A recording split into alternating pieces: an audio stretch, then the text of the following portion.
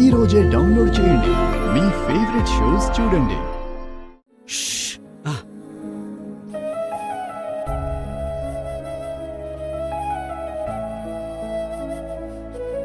నాకెందుకో కంగారుగా ఉంది హరీష్.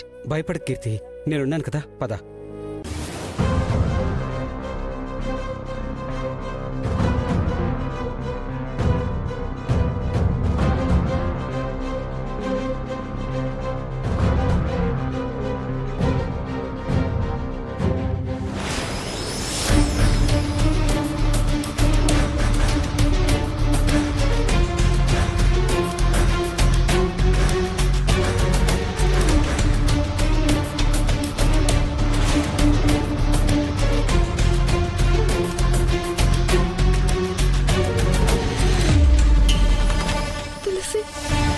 ఏంటన్నయ్య ఇది? మేం కలిసి బతకడానికి ఇది తప్ప వేరే మార్గం కనిపించట్లేదు తులసి. నీకు తెలుసుగా వదినా, నాన్న రేపు రిజిస్టర్ ఆఫీస్లో హర్షతో పెళ్లి ఫిక్స్ చేశాడు. ఇప్పుడే మేము ఇలా వెళ్ళిపోకపోతే జీవితాంతం బాధపడాల్సి వస్తుంది. ఇప్పుడు ఇలా పారిపోయి మాత్రం సంతోషంగా ఉండగలరా? ఒకసారి ఇలా వెళ్ళిపోయి ఇంటికి దూరం అయ్యారు. ఇవాళ మీరు ఇలా దొంగతనంగా వెళ్ళిపోయారు అంటే జీవితాంతం దొంగల్లాగే బతకాల్సి వస్తుంది. అదంతా మాకు తెలియదు తులసి. నేను తనతో కలిసి హ్యాపీగా ఉండాలి. తెల్లవారితే కీర్తి నాకు దూరం అయిపోతుంది. అంతే కదా తులసి. ఇప్పుడు నా కడుపులో బిడ్డుందని తెలిస్తే మాత్రం చంపేసేదాకా వదలరు. బిడ్డని కాపాడుకోవడానికేనా మేము వెళ్లాల్సిందే. మమ్మల్ని ఆపద్దు. వద్దు వదినా, మీరెక్కడికి వెళ్ళక్కర్లేదు. ఇలా దొంగతనంగా పారిపోవాల్సిన అవసరం మీకు అంతకన్నా లేదు. రేపు పెళ్లి ఫిక్స్ చేశారని తెలిసి కూడా ఇలా మాట్లాడతామేంటి తులసి? మమ్మల్ని వెళ్ళనివ్వు, పద కీర్తి. అనే ఆగండి, నేను చెప్పేది కాస్త వినండి. మీ బిడ్డ ప్రాణాలు కాపాడే బాధ్యత నాది. కానీ నువ్వు ఇలా వదినని తీసుకుని పారిపోతే మాత్రం మామయ్య ఊరుకుంటారా? మీరు ఎక్కడున్నా పట్టుకుంటారు. అప్పుడు నీ ప్రాణాలకే ప్రమాదం. ఎప్పుడో జరగబోయే దాని గురించి భయపడి ఇప్పుడు ఆగిపోతే జీవితాంతం నరకం చూడాల్సి వస్తుంది. రేపు ఎలాగైనా బావగారు నేను కలిసి ఆ పెళ్లిని ఆపేస్తాం. మమ్మల్ని నమ్మండి. పెళ్ళి ఆపేస్తే సరే, మరి మా పరిస్థితి ఏంటి? అదే చెప్తున్నాను కదా, పెళ్లి ఆపడం మాత్రమే కాదు, ఎన్ని కష్టాలైనా సరే పడి మావయ్యని ఒప్పించి మీ ఇద్దరిని ఒకటి చేసే బాధ్యత మాది. ఇన్నాళ్ళు కాదన్నవాడు ఇప్పుడెలా ఒప్పుకుంటాడు తులసి? అదంతా మేం చూసుకుంటామన్నయ్య. నా మాట విని నువ్వు ఇంటికి వెళ్ళు. వదినా, నువ్వు లోపలికి పద. సరే తులసి, నీ మాట మీద నమ్మకంతో వెళ్తున్నాను. జాగ్రత్తగా ఉండు కీర్తి. బాయ్.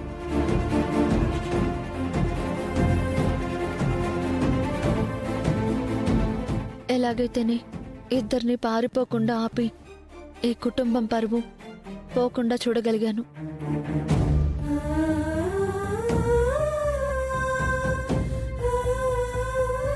వదినా, లోపలికి వెళ్దాం పద.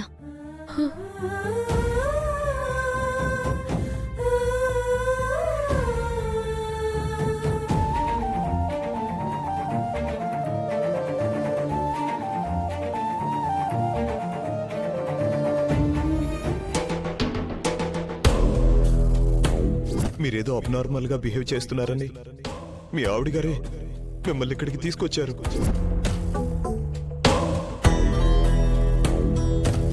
జాను నన్ను అనుమానించడమే కాకుండా నన్ను సైకియాట్రిస్ట్ దగ్గరికి తీసుకెళ్ళింది. అది కూడా నాకు తెలియకుండా. ఈ ఇష్యూని ఇలాగే వదిలేస్తే చివరికి జాను నన్నే వదిలేసే ప్రమాదం ఉంది.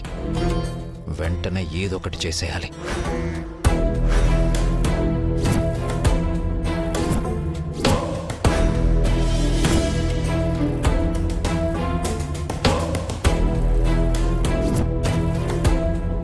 సార్, ఎందుకు నన్ను అర్జెంటుగా రమ్మన్నారు? కూర్చో వైకుంఠం. పర్వాలేదు సార్, చెప్పండి సార్. కూర్చోమని చెప్పానా? Okay sir. ఆ, ఆ, ఫు. ఆ.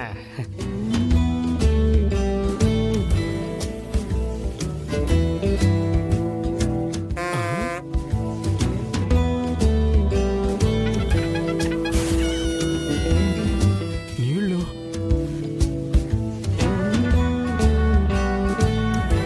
ఇదేంటి సార్ మందు బాటిల్ బయటికి తీశారు అయినా మీరు తాగరు కదా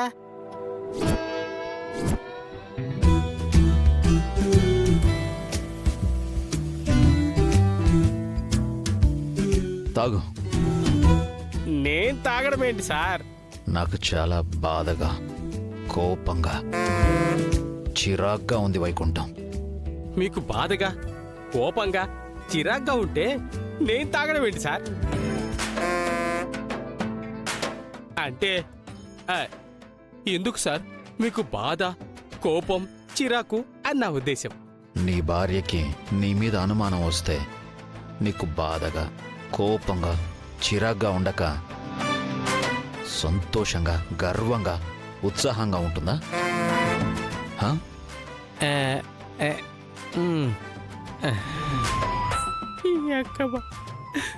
ఇంత పోసేదేంటి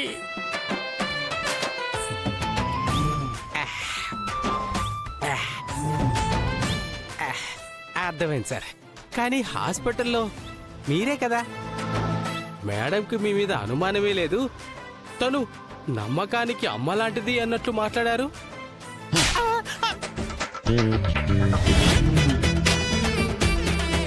అది జానుని నమ్మించడానికి. జాను నన్ను అనుమానిస్తుందన్న విషయం నాకు తెలిసిపోయిందని తనకు తెలిస్తే ఇబ్బంది పడిపోతుంది కదా. అందుకే అక్కడ ఆ డ్రామా ప్లే చేశాను. వార్ని నువ్వు జన్మలో నాకు అర్థం కావురా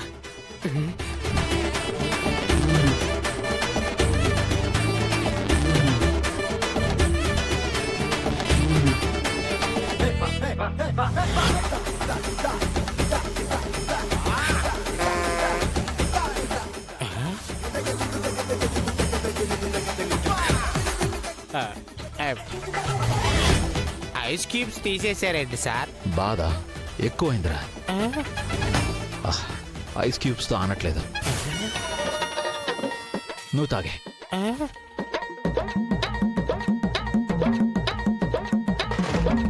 సార్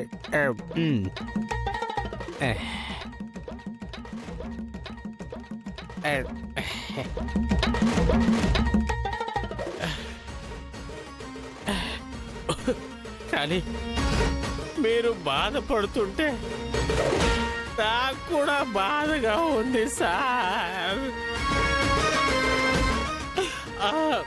భర్త భార్యను అనుమానించడం కామన్ సార్.